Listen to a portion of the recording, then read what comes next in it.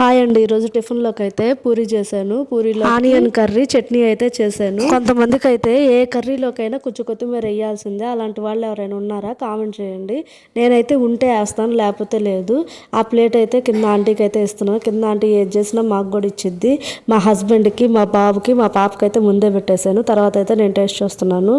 Chutney curry రెండు కలుపుకొని తింటుంటే బాగుంది. కాకపోతే చట్నీలో కొంచెం పులుపు ఎక్కువైంది, నిమ్మకాయ పిండడం వల్ల. పూరీ కర్రీ టేస్ట్ అయితే చాలా సూపర్గా అయితే వచ్చింది. ఈరోజు మా పిల్లలకి అయితే హాలిడే ఇచ్చారు, ఏదో బంద్ అని. అందుకే పూరీ చేశాను మార్నింగ్ టిఫిన్లోకి. లేకపోతే స్కూల్ ఉన్నట్టయితే ఏదో దోశ కానీ ఇడ్లీ కానీ చేసి ఇచ్చేదాన్ని. మా హస్బెండ్ తినేసి ఆఫీస్కి కూడా వెళ్ళిపోయారు. ఫస్ట్ మా పిల్లలకే పెట్టాను. మా పిల్లలు అయితే నేను తిన్న తర్వాత కూడా లాస్ట్లో నేను తిన్నాను. నేను తిన్న తర్వాత కూడా తింటున్నాను. నేను తిన్న తర్వాత వెమ్మటే కొత్త ఇంటికి అయితే సిమెంట్ వచ్చేసింది. ఆ సిమెంట్ సర్దిచ్చేసాను.